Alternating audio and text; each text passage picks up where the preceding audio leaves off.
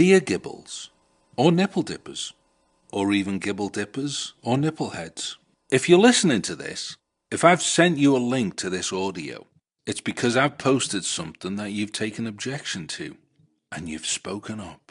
Unfortunately, though, I've made the determination, using whatever available intuition, reason, logical deduction, and information is at my disposal, that it would be a profound waste of my time and yours if we continue having any further comments on this particular matter.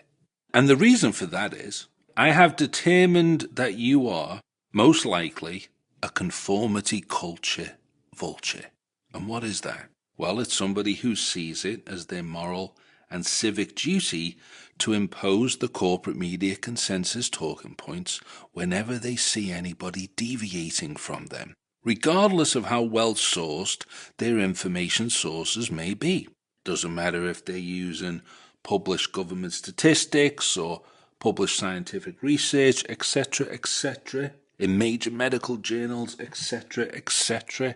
You've identified that whatever the conclusions are, they deviate from the popular sentiments as they are portrayed in the corporate mainstream media networks, specifically the ones that skewer to your particular tribal ideological allegiances.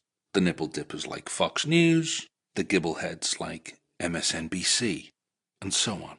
Now, why I say it's a waste of my time and yours is I know this is going to be hard for you to accept, because nobody likes to think this about themselves.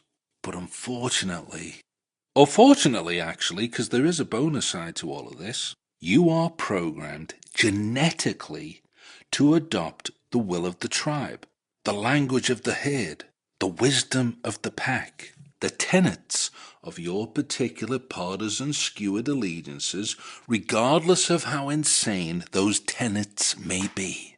And no amount of reason, no amount of empirical data, I could bring an army of scientists to the discussion, none of it will penetrate. And it's not your fault. You are programmed this way, genetically. Now don't feel bad. Mindlessly following the will of the tribe is a deep, evolutionary, primal instinct. It's a survival mechanism.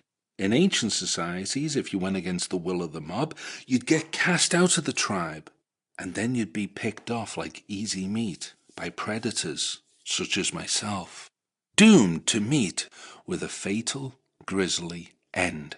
But by uncritically following the herd, it opens up a lot of opportunities. Employment opportunities, promotions, invites to barbecue parties, potluck dinners. There's no end to the rewards. When you are deemed to be somebody who is complicit and non-threatening to the tribe, you can blend in almost anywhere, and no one will even notice. Except for people like me, of course, because we're trained to spot people like you a mile away. We need people like you to sustain our own dark proclivities. So there you have it. It's a good news, bad news situation. The bad news is, you're a mindless gibble devoid of critical thinking skills. And nobody likes to think that about themselves, but somebody's got to do it. The good news is, if you ever have to deal with delicate office politics, you will have absolutely no problem whatever sailing through any potential awkward office water cooler moments. You will parrot what you're told to parrot and will be rewarded thusly. In fact, the only time it's a disadvantage to being such a mindless gibble is when you pop over to my neck of the woods and expect to have a go at me.